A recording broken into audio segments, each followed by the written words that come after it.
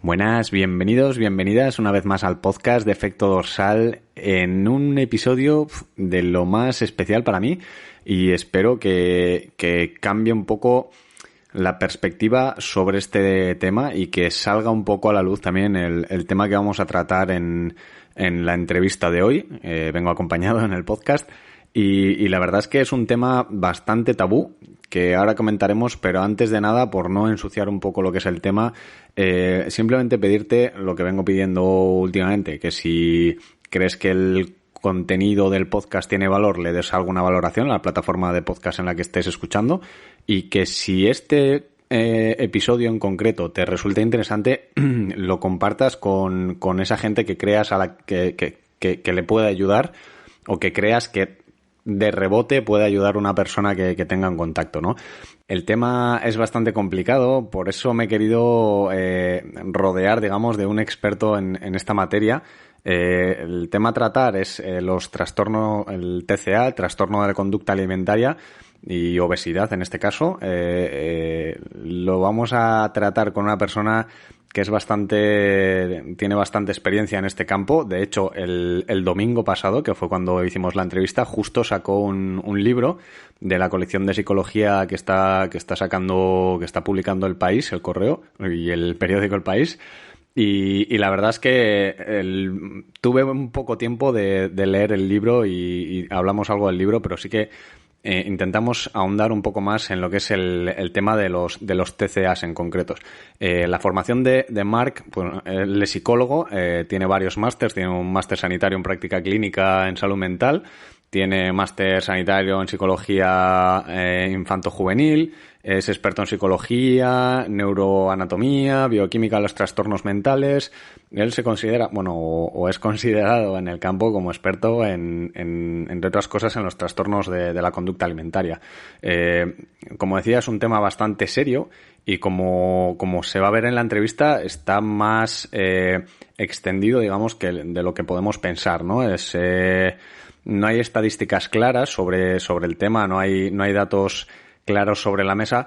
Sin embargo, hay un dato que sí que es real, que es que un alto porcentaje de la población no está a gusto con su propio cuerpo. Tiene un autoconcepto de su cuerpo que quizá no sea el más realista, por así decirlo, ¿no? Digamos que hay como una difusión ahí del autoconcepto físico. Esto, en algunos casos, puede llegar a los TCAs, a los trastornos de la conducta alimentaria, y es el tema que vamos a tratar hoy. Como decía, me parece un tema muy serio, me parece un tema muy grave también, y creo que haber elegido a esta persona para tratar el tema es un gran paso. Creo que es que la valoración que hace o que las opiniones que él da sobre el tema y la experiencia que aporta en la entrevista es bastante interesante y bueno, tampoco me quiero alargar mucho más en la intro. Espero que disfrutes el programa, espero que el episodio de hoy ayude a abrir un poco las miras en cuanto al tema de los trastornos alimenticios, que parece que está como muy estigmatizado, y que intentemos ver más allá y de dónde viene todo, ¿no? No me quiero alargar más, como decía, simplemente, como hacemos siempre, no habrá sintonía al final, ¿vale? Solo en la intro, porque el final lo vamos a cerrar con una canción que el propio Marc se ofreció a tocar y cantar. Así que no me despido con un Salud de Kilómetros, nos despedimos con una canción en acústico, que es otro regalo del domingo. Y nada, como siempre, para no perder del todo las costumbres, sintonía al programa y os dejo con la entrevista.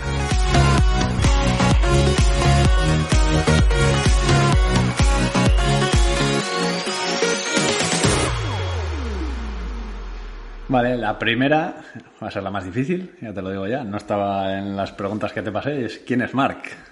¿Quién es? Ostras. Marc Ruiz, de Mintelia. Bueno, pues Marc, en lo profesional, supongo. O... lo que quieras. Entiende la pregunta como mejor desees. Pues Marc, depende del momento en el que le pilles a lo largo de su vida, es una cosa u otra. Ahora es un padre de familia que trabaja como psicólogo en un centro sanitario de psicología con otros dos profesionales y sus ratos libres los utiliza para estar con las criaturas y hay un par de horas a la mañana de madrugón que intenta hacer deporte también, y poco más. Hoy por hoy poco más. Y he sacado ratos para escribir un libro también. Que sale hoy, por cierto. Se ha publicado hoy domingo, aunque esto saldrá el jueves, pero sí. Sí, desde el jueves 9 o 10 de marzo se puede comprar desde la página del País, de Biblioteca de Psicología del País, y desde hoy domingo justo ha salido. Yo me lo he comprado hoy, en papel. Lo tengo. Sí. He empezado a leer y algunas cosas te preguntaré sobre el tema que igual no habíamos tenido en cuenta y creo que son importantes. Okay. Lo primero, y viene en el libro, que además es por qué es importante hablar de la conducta alimentaria o de los TCAs o de por qué es importante ponerlo sobre la mesa. Al final hay... Sí, pues yo creo que la gente no tiene conciencia del impacto que puede tener. Yo, de todas formas, al libro le llamé conducta alimentaria porque nos pedían un par de títulos, uno como técnico y otro más sugerente, por eso se llama conducta alimentaria más allá del cuerpo y la comida. Y la parte técnica, que era conducta alimentaria, yo quería poner trastornos de la conducta alimentaria y obesidad, pero me decían no cabe en el entonces... Trastornos de conducta alimentaria también excluía la obesidad, y la obesidad me parece también un problema que tiene mucho tomate psicológico. Entonces, pues realmente en el libro no hablo solamente de trastornos de conducta alimentaria, sino también de la obesidad. Y pues son problemas que afectan a muchísima gente. El impacto es muy fuerte, tanto por abajo como por arriba, ¿no? Y los que en teoría, y las que sobre todo se quedan en un peso sano, que parece que no tiene por qué, que todo eso, anorexia o obesidad, pero por ejemplo una bulimia nerviosa, normalmente se quedan en un peso sano, en atracones y vómitos, y tiene pues grandes consecuencias y muchas veces la muerte, ¿no? Porcentajes, pues no te sabría decir, pero... es significativo, ¿no? Se cree que habrá 70 millones de niños con obesidad para 2025, por ejemplo, y al respecto de la anorexia, pues también hay porcentajes alarmantes en todos los TCA. Y no solo el hecho de cuántos son, sino qué suponen, ¿no? Porque, claro, es que la muerte también está ahí, aparte de un montón de problemas de desnutrición, etcétera, ¿no? Sí, comentabas en el libro, de hecho, en el primer capítulo, que es lo que me ha dado tiempo un poco a leer, comentabas ahí un poco las cifras. Creo que andaba cerca del 25 o el 30, aunando todas, la bulimia nerviosa, la anorexia y demás, creo que rondaban un 25%, que ya es... que lo que comentabas, has comentado dos puntos interesantes que quería preguntarte o tratar. Uno, el tema de que, claro, aquí tenemos problemas, digamos, más a corto plazo y más a largo plazo. Has comentado el tema de la mortalidad incluso, y temas que, pues bueno, que obviamente son visibles, ¿no? Pero que muchas veces se nos escapa igual el hecho de que una conducta no sana, por así decirlo, un TCA, puede tener consecuencias igual a 20 años vista, 30 o lo que sea. Supongo claro, dependiendo de la perduración, de lo que perdure, ¿no? En el tiempo. Sí, es que también justo en una etapa adolescente que una chavala baje significativamente de peso en un momento en el que tiene que desarrollarse, pues eso puede tener consecuencias también en el largo plazo. Y sí, una anorexia, no sé si va por ahí la pregunta, pero se puede cronificar. Hay anorexias cronificadas a lo largo de la vida, no todo es solamente en la adolescencia. Hay en diferentes etapas, pero en la adolescencia efectivamente es pues donde más hay que poner el foco, porque además en la medida en la que se detecta antes es muchísimo más fácil de desbloquear. O sea, si se coge a una chavala con 15 o 16 años puede ser mucho más fácil. Si ya tiene 20, 25, etcétera, se complica la cosa. Y sí se estima que el 60% de la población general adolescente ha restringido su alimentación alguna vez. Restringir la alimentación ya es un factor predisponente de tener un trastorno alimentario. Bueno, ser adolescente en sí es un factor predisponente de trastorno alimentario. Si encima estamos restringiendo la alimentación, etcétera, y con toda la influencia que hay de otras cosas, pues... Esa es una de las cosas que te quería comentar, que lo dejamos ahí un poco de lado, pero citas en el libro, empieza con un caso práctico, real, que la verdad es que están muy bien, ilustran muy bien la situación. Y hay en varias ocasiones durante ese relato que habla de una aplicación para medir calorías, una aplicación de ligar, una aplicación de tal.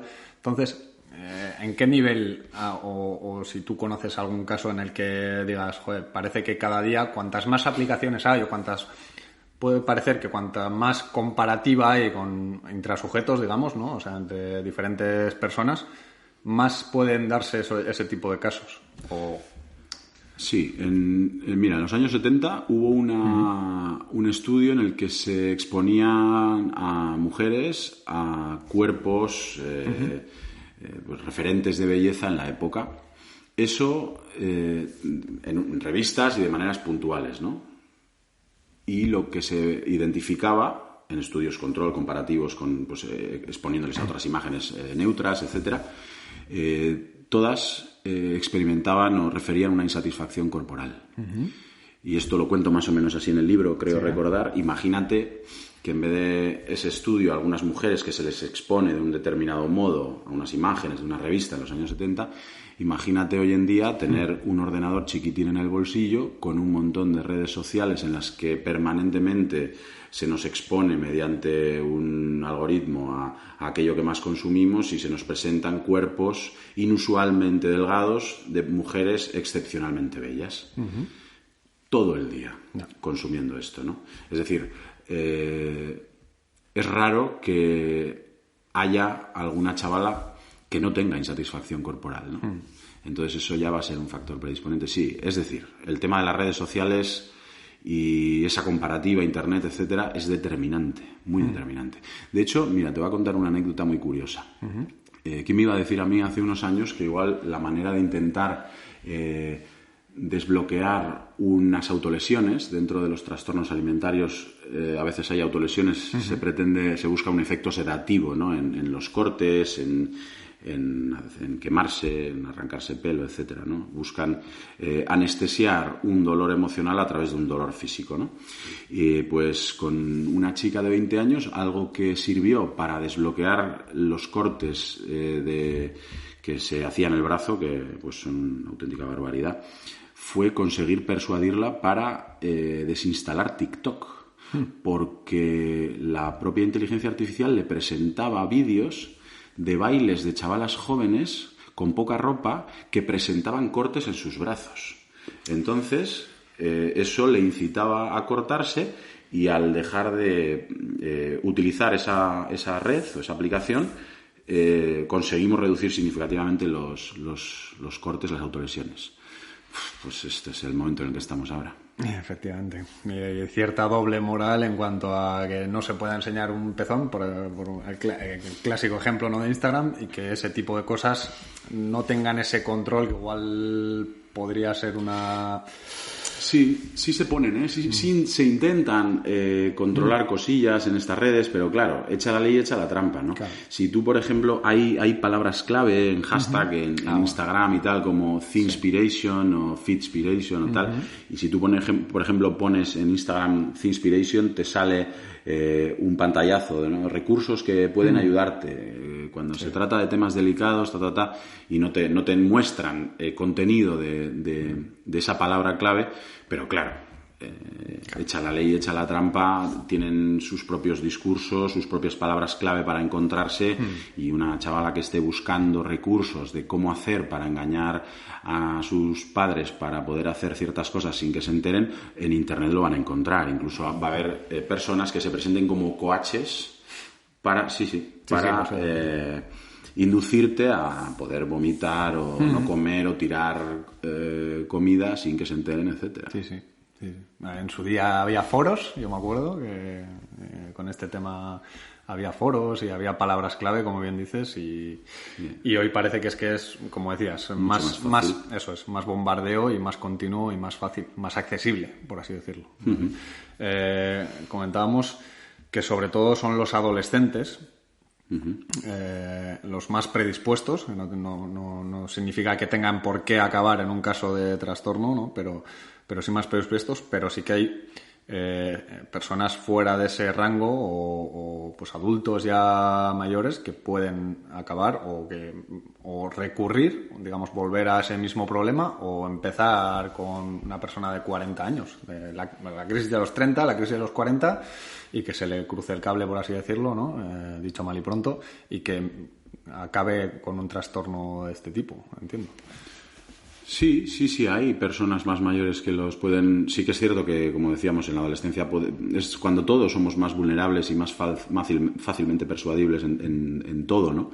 Pero sí, claro que hay en otras edades. Bueno, y estamos ahora pues hablando justo de la anorexia, sería igual al final como es el trastorno alimentario como más emblemático, ¿no? Pero que hay 5 millones de personas que cada año mueren por consecuencias derivadas del sobrepeso y la obesidad en el mundo. Sí, es una pasada. Y eso no son adolescentes. La obesidad es algo que te trabajas a lo largo de la vida, ¿no? Que bueno, sí, creo que España es el segundo país de Europa con mayor obesidad infantil. El segundo o el primero. Es alarmante. Sí. Al final, una obesidad, entiendo, en el libro comentas que deberíamos, que hay gente que, bueno, hay debate, ¿no? Como que debería incluirse o no dentro de los TCAs. Creo que puede ser igual o más grave, ¿no? O incluso, pues algo que hoy en día también se está empezando a normalizar y aquí ya te estoy metiendo en un jardín, pero que se está normalizando pues este tipo de anuncios de Benetton o de H&M, está empezando ahora también con personas con obesidad, que se está llegando a normalizar o incluso a tener como referencia ese... A ver, es que no... Hay cositas, ¿no? Es que una cosa es la gordofobia, ¿no? Es un término de nuevo cuño... Sí. Que claro, que habla de un poco de esta idea de culpabilizar y de entender a la persona que padece obesidad como alguien perezoso, que no se ocupa de su vida y tal. Y cuando conoces el problema, pues es algo bastante más complejo que ese estereotipo de Homer Simpson, ¿no? Que es un poco la idea que tenemos, ¿no? Entonces, por un lado está eso, el tener esa gordofobia o ese estilo de comportamiento que de alguna manera ya en el cole incluso se identifica un tipo de bullying para los chavales con obesidad y es contra algo que hay que luchar. Y otra cosa es que ir en contra de la gordofobia sea ir a favor de decir que la obesidad es algo bueno, para nada. De hecho, si cogemos un índice de masa corporal, las personas que se salen de un peso saludable por abajo o por arriba aumentan significativamente la probabilidad de muerte. Es así, no estamos diciendo que la obesidad sea saludable, pero también sí tenemos que señalar que bastante difícil es vivir con obesidad como para tener que encima pues atacar y demás, ¿no? De hecho, uno de los... Este es interesante porque por ejemplo, la obesidad tiene una correlación significativa con problemas psicopatológicos, ¿no? La masa grasa no genera problemas psicológicos, pero vivir en este mundo con el estigma de ser una persona con obesidad, sí. Es un inconveniente importante, ¿no? Y te ves señalado en el avión, en el tren, en clase, no quepo aquí, no me miran. Sí, pero independientemente más allá, igual un autoconcepto que tú tengas de ti mismo, ¿no? Totalmente. Obviamente infundado por miradas o que te señalen o no. Pero... Ese autoconcepto está determinado porque vives en un contexto en el que se refuerza y se premia la delgadez teniendo como referente de belleza la enfermedad, ¿no? Una chica con anorexia con un índice de masa corporal bajo, en infrapeso, y por tanto, si eso es el referente de belleza, pues el referente de lo peor sería lo opuesto. Entonces, la muy delgada, bien, bonito, símbolo de popularidad y éxito, la persona con sobrepeso y obesidad, pues esa persona que no sabe cuidar, que se abandona, que es perezosa, que lo hace porque le da la gana, que tal, que cual, ¿no? Entonces, todos, sería ingenuo o engañarnos decir que no somos víctimas de eso todos. A todos nos preocupa la estética. Pero es cierto que, claro, el que está más delgado se va a sentir más aceptado, el que está más en sobrepeso se va a sentir menos aceptado, porque es el sistema imperante hoy en día. Sí, parece que hay que ir como en dirección al menos en vez de al más, ¿no? Sí, es igual de... Y sin embargo vivimos en un ambiente obesogénico con un montón de comida industrializada, con un montón de publicidad emocional, tendentes al sedentarismo. Vamos en coche a hacer bici estática al gimnasio, ¿no? Y esas cosas, el mando a distancia, las escaleras mecánicas, y todo nos lleva a no movernos, y sin embargo se nos exige, ¿no?, un peso bajo, ¿no?, ni siquiera saludable, ¿no? Es delirante. Entonces lo difícil es mantenerse en un equilibrio en el que haces ejercicio, tienes hábitos saludables, comes bien, porque a nada que te descuides tienes la nevera llena de porquerías, etcétera, pero sin embargo, insisto, la referencia de belleza es estar excepcionalmente delgado, ¿no? Sí, de hecho... En el caso de las mujeres, porque en el caso de los hombres es más...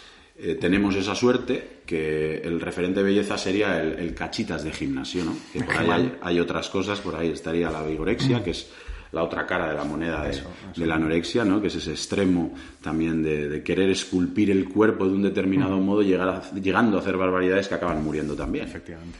De hecho, hace, no sé si fue 4 o 5 años, hubo un caso en Bilbao de un chico que hacía culturismo y tal, y preparando un concurso o alguna cosa, al final, pues...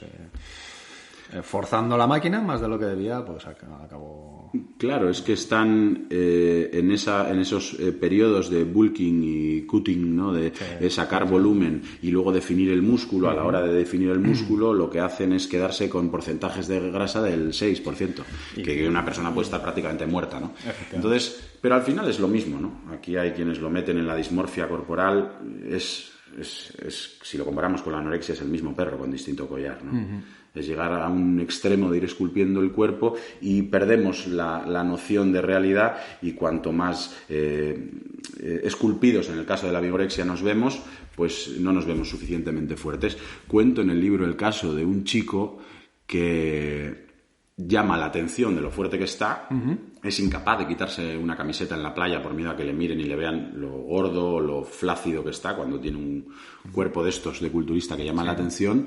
Se ducha con la luz apagada para no ver su cuerpo, y cuando se empaña el cristal, el espejo, desempaña justo la zona en la que se puede ver la cara, para solo verse la cara, para afeitarse, porque si no rompe a llorar al ver su imagen, ¿no? Cuando es un cuerpo que es significativamente fuerte, pero a sus ojos pues es ridículamente fofo, por ejemplo. O sea, que se ve débil o fofo, o no esculpido lo suficiente. Es como una distorsión de la imagen, de la misma manera que una chica con anorexia, cuanto más delgada está, más grasa se ve.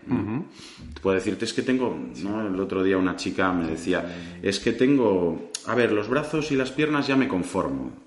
En el momento en el que me lo decía debía estar ya ingresada, pero todavía no había camas, ¿no? Dice, pero es que la barriga no tenía nada, tiene órganos, ¿no? Los órganos y un abdomen que no es recto como buscan en Instagram, etcétera, porque porque tenemos órganos dentro del cuerpo, ¿no? Efectivamente. Es así.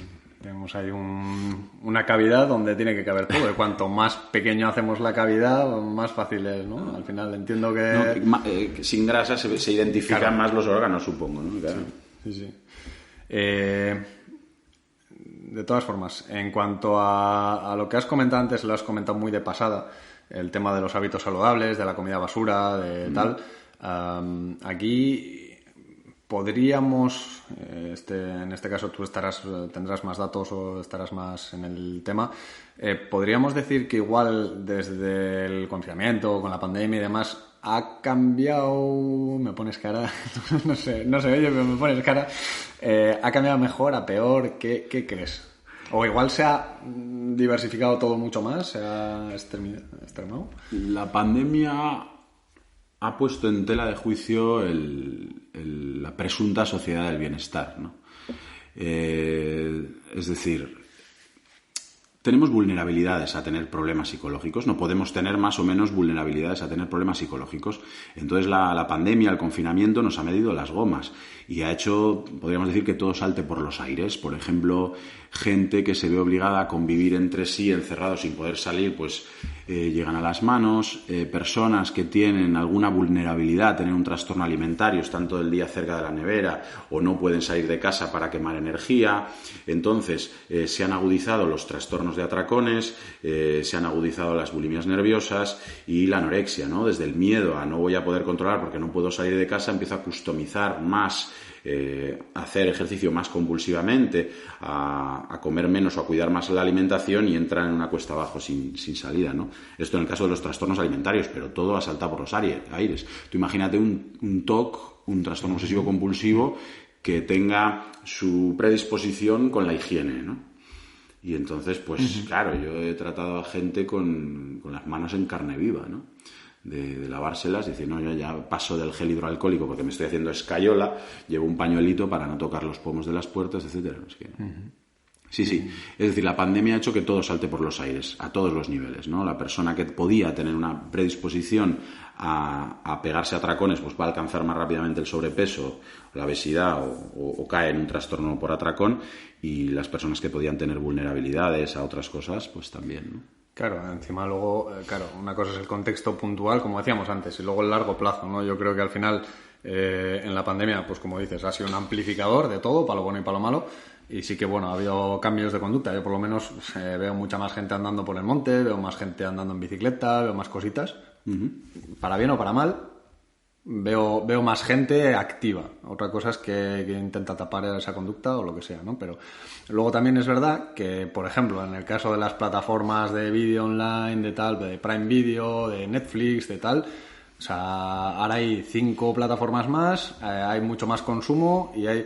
Entonces, ese pico que hubo igual en el confinamiento, pues previo a eso no estaba. Entonces, todo eso, aunque baje la curva, por así decirlo, después de pues la gente que ha salido a la calle y tal, entiendo que el consumo mayor de plataformas y del sedentarismo también ha aumentado en general. O sea, No tengo esa tendencia. No lo sé, no tengo datos, pero lo que está claro es que la pandemia ha sido un evento determinante que ha condicionado el comportamiento de las personas en todo el planeta, ¿no?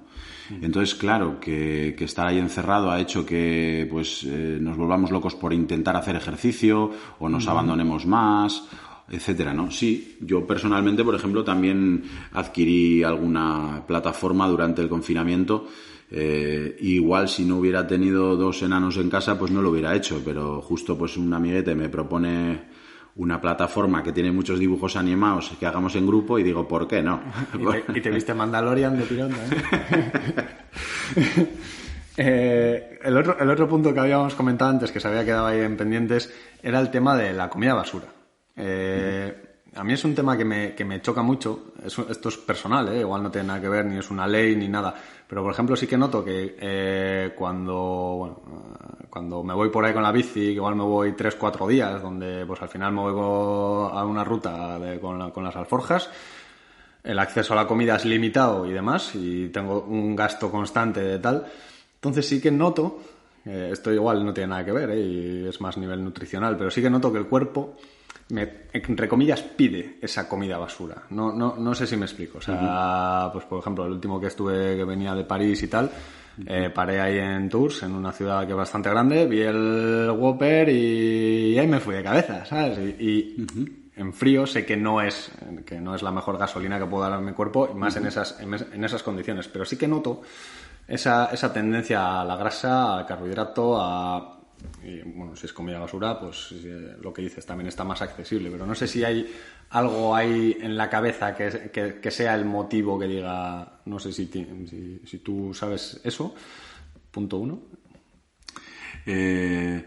A ver, la implicación emocional que tenemos con el comer existe desde que nacemos, ¿no? Desde que nos amamantan. Y luego, termínate todo el plato. Si tal, te doy una chocolatina. Es decir, sirven como reforzadores y como castigos la comida desde que tenemos uso de razón, ¿no? Y luego, en la medida en la que se han ido desarrollando productos alimentarios, que no alimentos, con mayor palatabilidad, es decir, mucho más sabrosos, palatables, muy azucarados, muy dulces, muy salados, etcétera, eso digamos que nos estimula, ¿no? Que nos pega un chute, y entonces eso queda grabado a fuego, queda condicionado, y puede haber momentos en los que el cuerpo nos pida más, ¿no? Es una mezcla, ¿no? de condicionamiento y de que efectivamente nuestro organismo a veces nos puede pedir. De todas formas, para mí el peligro aquí es la rigidez. Y claro, cuando digo esto puede haber algunos que te cogen el brazo y dicen, pues estupendo, barra libre. No. Este libro termina con la palabra flexible. y eso no es el descontrol. Digamos que dentro de los problemas asociados a la conducta alimentaria psicológicos hay como dos grupos que están entre la restricción y el descontrol, ¿no? Y ahí tiene que haber una flexibilidad. Quien restringe muchísimo puede acabar teniendo un problema por esa restricción significativa o porque se acaba descompensando para el otro lado. Y quien se abandona totalmente también, ¿no? Entonces también culpabilizar y decir que toda la comida es mierda y que haya gente que se sienta culpable por comer, pues tampoco ayuda tanto, ¿no? Hay que tratar de ir hacia un equilibrio, ¿no? Siempre tender hacia el equilibrio, y a veces hay que concederse cositas, pero bueno, en su justa medida. A mí me parece bien que, ya sé que no es la mejor gasolina, pero que te comas ese Whopper pues no va a ninguna parte porque tú eres un tío deportista y te cuidas bien y no ha pasado nada. El problema sería que estés todos los santos días desayunando, comiendo y cenando hamburguesas, ¿no? Sí, eso lo comentas también en el libro. De hecho, se ve ya en el primer ejemplo, haces algún matiz para Sylvie, que es la protagonista de la historia, ¿no? Es todo o nada. Y yo creo que ahí está la clave también. A nivel con muchas conductas, pero en este caso que son las conductas alimentarias, creo que es donde puede estar la clave. Claro, pero es que ese todo o nada, si no se mete un palo en la rueda hacia la flexibilidad, no acabamos nunca, efectivamente, porque al final que se haya descompensado es consecuencia de que se haya restringido, ¿no? Y que se haya restringido es consecuencia de que se haya descompensado, y así nos vamos metiendo en una rueda. El caso de Sylvie es muy interesante. El motivo del nombre, no sé si decírtelo en este programa, pero es una fricada terrible. Nos gustan las fricadas. Pues en esa plataforma que decías del Mandalorian hay 6 capítulos de Loki. Y Loki es el dios del engaño, es un cambiaformas. Y hay un capítulo en el que sale la representación femenina de Loki, que es Sylvie, que es la cambiaformas. Y esta que aparece en este primer caso es una cambiaformas porque efectivamente es una chica que pues tiene una estatura inicialmente normal y un peso saludable, pero a lo largo del caso, a lo largo de 10 años vamos viendo cómo oscila y llega a bajar hasta los 37 kilos y a subir hasta los 96. Es una cambiaformas y por eso le pongo este nombre que nadie lo pescaría, pues es una fricada mía. Pero sí trato también de representar algo muy importante, que es que a veces pensamos que son los trastornos alimentarios y la obesidad son como compartimentos estancos. Esto tiene que ver con los diagnósticos psiquiátricos y realmente la conducta humana es una sopa que puede ir maleándose, ¿no? Y en ese ejemplo primero es donde lo trato de relatar, en la que, como creo que digo en el libro, depende en qué momento de su historia hagas la foto, tienes un diagnóstico u otro, ¿no? Y entonces la persona tiene, digamos, una psicopatología general y eso pues puede ir moldeándose, ¿no? A lo largo del tiempo. De hecho, en términos de porcentajes, pues hay un porcentaje significativo de anorexias que acaban teniendo bulimia, unas cuantas bulimias vienen de la anorexia. Un tercio de las... Exacto. Casi la mitad de las personas con obesidad tienen un trastorno por atracón. Claro, es toda una sopa, ¿no? El trastorno por atracón quizás sea de los más difíciles de identificar o de aceptar o de... ¿Cómo decirlo? ¿Qué pasa con esto? Claro. A ver, es que todo esto se fundamenta en el Manual Diagnóstico y Estadístico de los Trastornos Mentales, ¿no? Una visión médica de problemas psicológicos.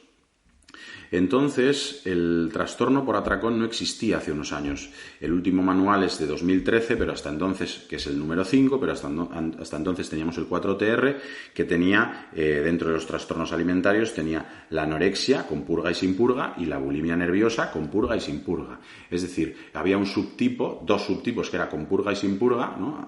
Atracones y luego compenso o no, como si fuese un matiz irrelevante del mismo problema. Claro, desde un punto de vista de intervención psicológica no tiene absolutamente nada que ver una persona que se está pegando atracones y otra persona que acaba vomitando, utilizando laxantes, en hiperejercicio, es decir, compensando esa ingesta compulsiva, ¿no?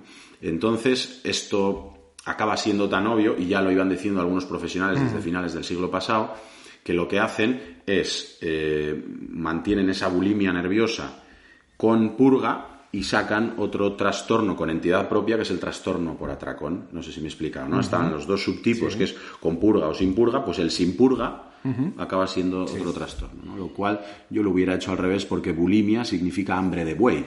Es el nombre que debería haberse quedado el trastorno por atracón, a mi juicio.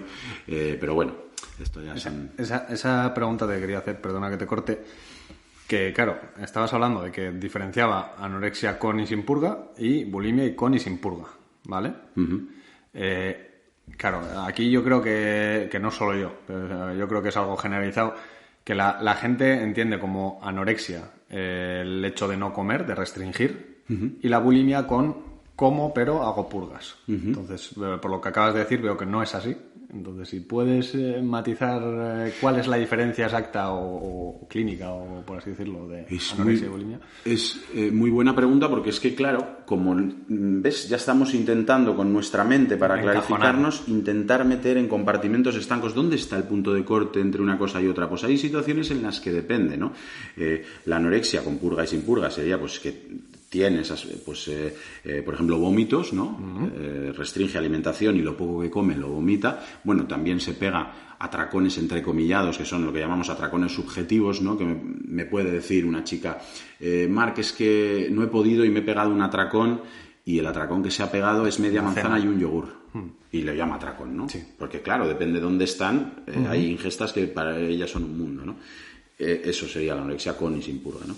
Y en la bulimia ya solo es con purga actualmente, ¿no? Y antes era pues como si estuviera el trastorno por atracón y la bulimia nerviosa, que es atracón con purga, dentro del mismo trastorno. Pero claro, es que en términos de intervención no tiene absolutamente nada que ver. No es lo mismo una persona que simplemente se pega a atracones y luego se siente mal, y normalmente lo que hace pues es empezar a comer saludablemente y tal, ¿no? Pero claro, lo vive como una restricción brutal y sin saberlo está construyendo el siguiente atracón. Claro, saludablemente también se difumina mucho entre lo que es saludable y lo que es bajo en calorías, calórica o insuficiente, vamos, al final un déficit calórico continuado, porque al final, vale, obviamente es saludable, una ensalada es una cosa que, bueno, que en un contexto y en un tal sí puede ser saludable, pero si lo haces porque una ensalada engorda menos, entre comillas, o... Es que lo que está haciendo normalmente la persona es una dieta. Una dieta que es restrictiva, que es prohibitiva, que es un esfuerzo titánico, que es algo...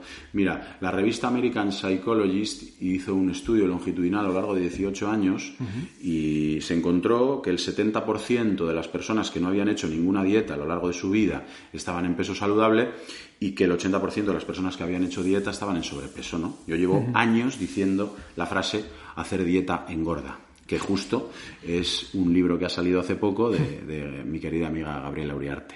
Muy bien. Sí, y está muy bien que se tenga en cuenta este mensaje, ¿no? Es importantísimo, porque la dieta tiene esa idea restrictiva y es muy importante la flexibilidad, ¿no? Si lo vivimos como hay determinados alimentos prohibidos, etcétera, nos empezamos a hacer el lío y luego nos acabamos descompensando. Recuerdo que hace poco una mujer con obesidad me decía, es que en la última dieta que hice, si por la mañana yo ya empezaba con un cortado en vez de con un solo, ya barra libre todo el día, porque ya había roto esta visión dicotómica del blanco y negro, ¿no? Entonces es importante tener ahí una flexibilidad, entender que una cosa es comer saludablemente y otra cosa es hacer una dieta restrictiva y emergiendo, por tanto, de manera muy significativa la emoción culpa, ¿no? Me siento culpable, vuelvo a restringir y voy dando pantocazos de una punta a otra y nunca me equilibro, porque no me concedo nada, y si no me lo concedo acaba antes o después convirtiéndose en irrenunciable. Esta es la paradoja, ¿no? Eso comentabas en el libro también, que hay que mantener ese equilibrio al final entre las dos partes, no irse ni a un lado ni a otro, ¿no? Y también es curioso eso que decías de que no hay que hacer dieta, por así decirlo, de que comerse. Efectivamente. A mí, en un caso personal, bueno, en un caso no, muchas veces me pasa, pero quiero decir, al final es una experiencia personal que no es una norma ni nada, pero mucha gente que me dice, o sea, al final cuando ven que hago deporte o cuando ven que estoy delgado o cuando ven que tal, claro, todo el mundo me achaca lo mismo, pero tú cuidarás mucho la comida, ¿no? Y al final parece como que es la consecuencia de, ¿no? Y al final como normal. O sea, yo cuando voy donde mi madre como los garbanzos que me pone con toda la grasuza y con todo lo que tenga que tener, luego en mi casa como lo que... Quiero decir, al final parece como que está asociado siempre eso, ¿no? Sí, claro, es que este es el problema, que también comparamos sin conocer las particularidades de cada persona, y entonces vemos un pantallazo de un determinado comportamiento en Instagram y nos comparamos y vemos diferencias, ¿no? Michael Phelps en un día de entrenamiento consume 12.000 calorías. Claro, las quema todas porque es un bestia nadando, ¿no? Entonces, claro, hay que contextualizar. Hay muchos temas que son contexto, ¿no? Eso sí, también es verdad, ¿eh? A mí cuando me dice, está el otro extremo, el extremo de la familia, que es como, y no haces mucho deporte, y va tal. Claro, al final es algo gradual, ¿no? Claro, es que lo que tenemos que tratar de tener es salud. Salud en términos psicológicos y en términos físicos, es decir, una sana alimentación, una actividad física dentro de lo normal. Si yo estoy en sobrepeso o obesidad, voy a tender a bajar, y si estoy en infrapeso, pues tenderé a subir. Pero el objetivo nunca tiene que ser estético, tiene que ser dirigirse hacia la salud y sin obsesionarse. Sin obsesionarse, intentar hacer las cosas bien, sabiendo que en este mundo pues hay bombas, ¿no? Como dice... Ay, no me sale el nombre. Sentinel me mata. Luis Jiménez. Tiene un libro muy bonito que se llama La guerra contra el sobrepeso, ¿no? Y es como que hay bombas, ¿no? Que claro, que ese ambiente obesogénico te lo pone difícil para no caer en esas trampas, ¿no? Pero bueno, que se trata de sí poder concedértelo, pero con... Pues el placer se sirve en pequeñas dosis y así se disfruta más, ¿no? A mí me encantan los percebes, pero si estoy todo el santo día, aparte de tener el ácido úrico por las nubes, pues diré, no quiero saber ya más de percebes porque estoy hasta las narices. Pero si solo como un día en mi cumpleaños o en Nochevieja, pues es algo excepcional que disfruto mucho, ¿no? Exactamente, sí señor. Ya por ir cerrando, no sé si hay algo que pueda... Yo te comentaba, ¿no? Que al final la gente que escucha el programa, pues muchos son padres de familia, es gente que, bueno, que yo creo que empieza a tener ya niños de cierta edad, donde ya pues empiezan a estar en grupos de deporte, ¿no? En equipos de baloncesto, en equipos de fútbol, o sobre todo deportes de equipo, quizá, que es lo que decíamos antes, es otro marco de referencia donde haces comparaciones. Entonces... Sí, ahí yo, por ejemplo, sí he podido ver, porque pues me lo han contado de primera mano, en equipos importantes de fútbol femenino, en el que, claro, tienen muy cuidada la alimentación, y como tienen muy acotada y muy restringida la alimentación, y justo al ser mujeres, pues igual tienen un poco más de preocupación con la imagen corporal que los hombres, ¿no? Es así. Pues acaba habiendo cuadros de bulimia nerviosa o de posibles vulnerabilidades a tener ese tipo de problemas, precisamente por esa restricción alimentaria que exige un deporte de élite, ¿no? Claro. Pero el vivirlo con esa exigencia, pues se acaba traduciendo en problemas alimentarios de este tipo, ¿no? Que a veces pensamos que en la élite no claro, hay problemas, ¿no?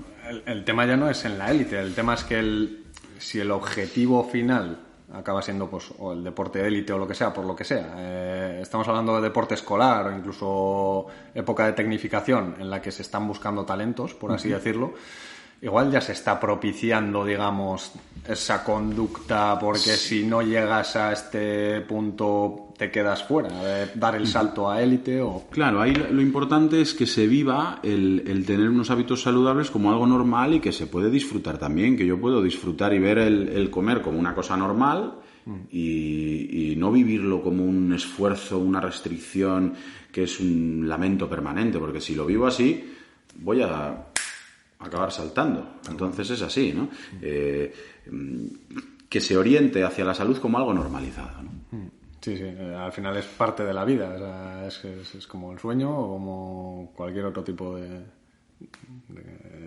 hábito del día a día, ¿no? Eso es, se trata de adquirir hábitos, de incorporar hábitos saludables y que seamos capaces de vivirlos como algo sostenible en el tiempo. Claro, algo que no solo no es gratificante, sino que encima lo vivimos como un castigo, no va a aumentar su frecuencia ni se va a estabilizar, ni va a ser una conducta de la que dispongamos como un hábito, ¿no? Claro. Nos habituamos a cosas de las que obtenemos alguna gratificación, ¿no? Sobre todo en el corto plazo, ¿no? Y no todas son saludables. Hay un montón de hábitos que tenemos que son terroríficos, pero en el corto plazo, ¿no? Por ejemplo, en todo lo que estamos hablando, ese pegarme el atracón, pues mientras me lo pego parece como que hay un chute de satisfacción, etcétera, ¿no? En el momento en el que igual una chica comete una autolesión, tiene un efecto sedativo y se relaja, es decir, sin una latencia de respuesta sí se obtiene una gratificación, entonces se afianza esa conducta, no aumenta su frecuencia. Como decía, en estos casos donde pueden darse, y no vamos a demonizar ahora, ¿no?, los equipos de deporte escolares ni nada por el estilo, pero ¿qué signos o qué, si es que se puede, al final entiendo que cada caso es individual, es particular, pero para un padre de familia o para una madre de familia o lo que sea, que tenga una hija que tenga sospechas o que tenga ciertos temores, ¿qué conductas pueden ser alarmantes o decir, oye, hay que levantar orejas a ver qué pasa aquí o poner un poco más el foco y ver qué está pasando? Pues, por ejemplo, convertirse en una calculadora de calorías y estar todo el día obsesionado con la comida, utilizar el argumento de que no se tiene hambre o que no necesito comer determinadas cantidades, no concederse nunca ningún caprichito, ¿no? Algo como pues esto de tener determinados alimentos prohibidos, procurar comer a solas, ¿no?, y aislarse, decir, claro, aquí tengo que tener cuidado, pero a veces se utiliza como argumento desde una intención de caer en un trastorno alimentario, decir, no, es que ahora me hago vegetariano o vegano, que puede haber personas que son vegetarianas y veganas con y sin trastorno alimentario, que no quiero meterme con nadie, pero es verdad que a veces se utiliza como pretexto esto, ¿no? Esparcir es muy típico, ¿no? Esparcir la comida en el plato, comer muy lentamente, en porciones muy pequeñas, bueno, ese tipo de cosas. Claro, entiendo que también hay casos en los que es más difícil controlar esto. Por ejemplo, la gente que se queda a comer en el comedor del colegio y demás, imagino que será... De hecho, complicado. Sí, de hecho, una de las estrategias para poder reconducir, por ejemplo, una anorexia, es que los padres coman en todas las comidas importantes del día con la chavala, en este caso, y permanezcan con ella al menos una hora, sin que vaya al baño, etcétera, porque si no va a ir a purgar, ¿no? Efectivamente, eso también es Ese importante. Es uno de los métodos más eficaces, pero claro, si ya es difícil conciliar en verano, pues, no, quiero decir, la gente cuando está trabajando, pues muchas veces yo me encuentro con esto, ¿no? Que conseguimos que la persona lo haga bien cuando están los padres o el padre o la madre, pero no siempre están, y cuando no están, bueno, en ese primer caso que cuento de Silvi es así, ¿no? Con su abuela, pues le cogía la sobaquera, es muy fácil, ¿no? Claro. Y bueno. Sí, pues luego eso. igual también que entiendo que hay... Igual me meto en un jardín, pero entiendo que hay gente que también, aun sabiendo lo que hay o aun teniendo sospechas, hace un poco la vista gorda con el tema, ¿no? Pues igual no sé si por evadirlo o por no afrontarlo. ¿Los referentes o la persona que lo padece? No, los referentes. Los padres, quien está al cargo, que no digo que sea una irresponsabilidad y tal, ni mucho menos, o sea, creo intencionado. Creo entender lo que quieres decir. Vale. Eso es. Yo no creo que sea es decir, si los padres sí fuesen capaces de entender la dimensión de lo que está pasando, no harían lo que hacen, ¿no? Lo que pasa es que muchas veces no se tiene conciencia de lo que puede estar pasando, porque si una chavala que, por ejemplo, está en un pelín de sobrepeso y vemos que en 2 meses ha bajado 10 kilos de repente, pero como está en un peso sano y todo el mundo le dora la píldora y la refuerza diciéndole que está más guapa, pues familia... los padres encantados, ¿no? Y claro, cuando yo les pido que vengan a consulta a ellos y les cuento un poco, ¿no? Se les ponen los ojos como platos y dicen, igual tenemos que tener un poco de cuidado. Sí, claro. Efectivamente eso que dices puede pasar, pero porque no hay conciencia. Ya la propia persona que lo padece no tiene conciencia de enfermedad y muchas veces los padres igual no saben verlo. ¿Cuándo lo vemos? Cuando ya es un Cristo de la pera limonera. Claro. Cuando no hay vuelta atrás. Bueno, no hay vuelta atrás. Sí. Esa es una de las últimas preguntas, porque parece que Hemos hablado aquí de incluso casos de 10 años, ¿no? Alargados en el tiempo y bueno, o 20 en ese caso de una 10, vida. en ese caso que hemos dicho de 10 años de Silvi, sí. Así me llega a consulta. Yo la veo yo lo que cuento en casi todos los casos es un poco la historia de la persona justo hasta que llega a verme. Claro. ¿No?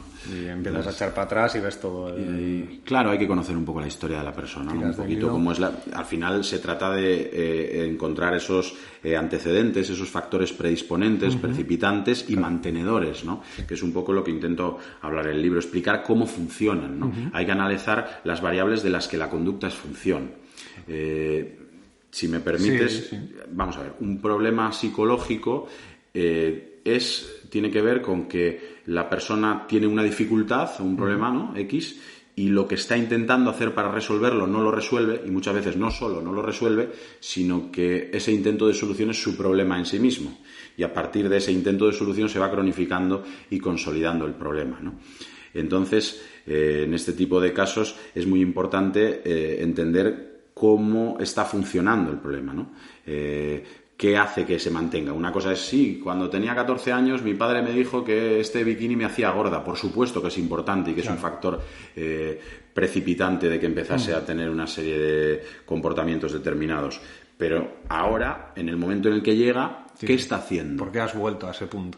¿Qué estás haciendo? ¿Qué estás haciendo para intentar resolver? Claro, hay muchos problemas, ¿no? En un trastorno por atracón muchas veces la persona te va a venir con que querer resolverlo, pero una anorexia no. Una anorexia sí tiene el mismo objetivo en el sentido de que los dos queremos que se sienta bien, lo que pasa que ella para conseguirlo quiere bajar de peso y yo necesito que suba porque si no se va a morir, ¿no? Pero sin embargo dice, no, a mí no me líes. Yeah. Yo tengo que seguir bajando. Tú eres el enemigo, entre comillas. Ya en una primera sesión es muy importante conseguir llevar a cabo un diálogo muy cuidado y muy persuasivo para poder pescarla, porque si no se me escurre, porque ya está, eres el enemigo, claro, efectivamente. Te pone el muro y... te tiene el punto de mira, dice, ¿cómo? ¿Que me vas a ayudar tú y lo que quieres es que suba de peso? Yeah. Que a mí me aterra, ¿no? Porque en la anorexia, por ejemplo, los criterios diagnósticos más claros son un miedo desproporcionado a engordar, una bajada significativa de peso en poco tiempo y una distorsión con la imagen corporal y una obsesión con todo esto, ¿no? Entonces, claro, su objetivo es opuesto al nuestro. Normalmente una persona que viene con ataques de ansiedad, cúrame los ataques de ansiedad. Hay una predisposición de la persona, claro, pero la otra viene de la oreja y el objetivo que tenemos es radicalmente opuesto. Se complica la cosa así. Claro. Y en caso de ya detectar un caso que digas, pues lo que tú dices, ¿no? De que, imagínate, pues que un caso tonto que me invento. Te llaman del colegio, oye, que tu hija es que no come en el comedor. No come en el comedor y siempre deja la comida y, vale, que la comida del comedor no es caviar, pero sí que es verdad que, bueno, que puede ser lo que decíamos antes, ¿no? Un lugar en el que te hagas tu mundo y digas, no como. Entonces, en un caso que ya veas que es claro, ¿no? Que digas, tengo un problema, ¿qué hacemos? Pedir ayuda profesional. A eso iba. Es así, ¿no? Sí que hay, en el libro también hay un test muy simple de 5 preguntas, el cuestionario SCOFF, que dice, ¿te provocas el vómito porque te sientes muy lleno? ¿Te preocupa haber perdido el control sobre la cantidad de comida que ingieres? ¿Has perdido recientemente más de 6 kilos en un periodo de 3 meses? ¿Crees que estás gorda aunque los demás digan que estás demasiado delgada? ¿Dirías que la comida domina tu vida? Bueno, si ya responde a un par de preguntas de estas que sí. Ya estaría, ¿no? En cualquier caso, si vemos algo raro, no cuesta nada. Lo primero, pedir ayuda, que lo evalúe un profesional y que a partir de ahí se vea si queda en un susto y ya está. Porque, claro, muchas veces hay ciertas tendencias, ciertas vulnerabilidades o estilos que pueden pasar desapercibidos, pero al de un tiempo sí suponen, ¿no? Pasa algo, una pandemia o cualquier otra cosa, y ese estilo que tenía de hacer un determinado comportamiento de restricción de vez en cuando, no sé qué, se agudiza y caemos en un cuadro más grave. Entonces, por supuesto que lo más importante es la prevención. Yo me dedico a la intervención, pero lo más importante sería la prevención, claro. ¿Qué crees que falta actualmente a nivel prevención en nuestro sistema en general? Joder, qué pregunta más difícil porque Se me acaba de encender la bombilla, no me culpes. Sí que hablo de el último capítulo es la prevención y hablo de los 3 tipos de prevención que hay, pero yo me parece que es meterme en camisas de 11 varas, ¿no? Yo creo que una cosa que sí puedo decir, por ejemplo, en prevención es que es muy difícil de lanzar, por ejemplo, campañas que sean sensibles para todos los tipos de problemas asociados a la comida, ¿no? Porque, por ejemplo, con la mejor de las intenciones, el gobierno saca una publicidad con un sobrecito de azúcar como un cigarro que pone el azúcar mata, ¿no? Simbolizando aquello de fumar mata, ¿no? Sí. Claro, yo todavía tengo personas en consulta a las que les afectó significativamente esto, y recuerdo como una chica, por ejemplo, me decía: es que sé que suena estúpido, pero a mí me da terror comerme un grano de azúcar refinado, ¿no? Entonces yo entiendo el objetivo, ¿no? Sensibilizar a una persona con sobrepeso y obesidad que no cuestiona el hecho de estar todo el día bebiendo Coca-Colas o comiendo yo que sé qué cosas, y que diga: ostras, igual tengo que darle una vuelta al tema de comer de otra manera. Pero también afecta a otras personas que están igual en la otra punta. Es muy difícil lanzar campañas preventivas que no hagan daño a nadie, o que al final, por intentar persuadir a un grupo de personas, pues me están jorobando al otro, ¿no? Claro, la balanza al final está como muy polarizada. Por intentar ayudar a unos puedes llevarte a otros al agujero y viceversa, ¿no? Entiendo. Eso es. Por concluir, ya por no dejar un mal sabor de boca, digamos, este tema ahí un poco tan, ¿no? Que parece como tan desagradable, desagradable, tan difícil, ¿no? Sí. Quiero decir, al final estamos hablando de eso, ¿no? De casos muy a largo plazo, pero que queremos creer que al final, obviamente, siempre o casi siempre hay una solución Sí, es importante decir que se puede salir, y que a veces el camino es largo y hay recaídas y hay ingresos en caso de la anorexia, o personas con obesidad que se desesperan y que se ven incapaces de salir de ahí, que rompen a llorar desconsoladamente porque no pueden, ¿no? Esto me da rabia, porque hay gente que se piensa que lo hacen porque les da la gana, y el sufrimiento es brutal en una persona con obesidad, ¿no? Y hay que sensibilizarse ahí. Pero que sí se puede salir, que puede costar mucho en muchos casos, eso es verdad, y que es difícil. Pero con recursos, con un trabajo interdisciplinar, muchas veces pues está el psiquiatra, está el psicólogo, está el nutricionista, está el educador físico, por ejemplo. También. Es muy interesante los últimos estudios, que hay pocas referencias científicas, pero en el tema de la actividad física, por ejemplo, en anorexia, pues parece que, claro, ¿cómo vamos a hablar de actividad física para anorexia? Es una locura, ¿no? Pero depende en qué punto está y de qué forma, y entrenando fuerza y de forma supervisada, puede servirle a la persona para ver que pues, su cuerpo se tonifica, se quita miedo un poco a comer, y podemos desbloquear el problema también ayudándonos de la actividad física, ¿no? Pero insisto, esto de manera súper medida, con un entrenador que sepa con quién está tratando, con trastornos alimentarios, etcétera, ¿no? Muy específico y midiendo al milímetro. Eso es. Entre todos. Por ejemplo, si me permites, aquí hablaría de mi queridísima Sara Tavares, que tiene un libro que se llama Entrena bien, vive mejor, y tiene diferentes capítulos es entrenar en salud, ¿no? A mí me gusta porque en la portada, en vez de haber una chica fitness o un tío cachas, hay una zapatilla y ya. Y eso me encanta. Y lo que trata es un poco de hablar de esto, ¿no? De cómo personas con una cardiopatía o con obesidad, o con anorexia, o con problemas de salud física, pues sí pueden entrenar si el entrenamiento se adapta a las particularidades de cada persona y cuidando en qué momento se hace qué, ¿no? Y sí se pueden conseguir cosas también, incluso desde ahí. Y sí se puede salir, claro que sí. Es muy difícil, pero se puede. ¿Cómo era el libro? ¿Cómo has dicho? Entrena bien, vive mejor, pero lo tienes grabado en este podcast. Me lo apunto. Me lo apunto y lo referencio por ahí. Es que sí que es verdad que lo que te decía, ¿no? Que esta gente que ha empezado a hacer deporte ya prepandemia, ¿no? Parecía como que siempre tiene que haber al final un objetivo de alto rendimiento, en el sentido de, yo creo que hubo hace un par de años, 3 años, que todos teníamos a alguien en la oficina que, pues no sé qué, pues uno de mi oficina ha hecho un Ironman. Entonces parecía como que hacer ejercicio... No, el deporte salud está como que si Esto. no lo revientas... no. Las clínicas de fisioterapia llenas. Sí. La gente haciendo el indio y luego hay disgustos y tal, claro, porque nos equivocamos y pues todo, la actividad física hace falta supervisión y gradualmente y poquito a poco. Yo no me puedo poner a hacer crossfit y hacer el cabra sin pensar, voy poco a poco porque tengo una edad. Dentro de donde te dejan, vas poco a poco. Bueno, yo creo que hemos dejado ahí una hora pelada. ¿Una hora? Pues casi. Madre mía. 55 minutos y pico. Yo de estas cosas puedo... Nos estamos una semana. Pero la gente luego tiene que escucharlo. No tiene tiempo para... Somos soporíferos. No, por eso. Yo creo que ha quedado muy interesante. Creo que puede ayudar, que al final era el objetivo. El objetivo del podcast siempre es intentar ayudar a la gente, ¿no? A intentar, pues, a concienciar en muchas cosas. En este caso, pues, en la conducta alimentaria, como se llama el libro, aunque tenía un título demasiado largo para la portada.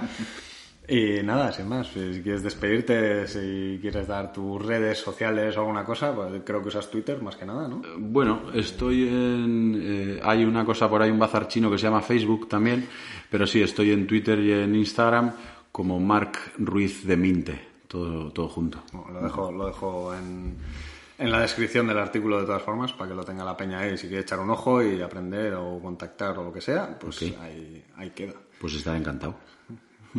Ha sido un placer. Un placer, como siempre. Siempre salen cosas. Y ahora nos vamos a tocar la guitarra. ¿A que no cierras el episodio tocando la guitarra? Te lo iba a pedir yo, pero lo has propuesto tú, ¿eh? Venga, corto y lo preparo para... Por ahí, ¿no? Vamos grabando un disco al final. Esta la toqué contigo con el ukelele, ¿no? Pues sí.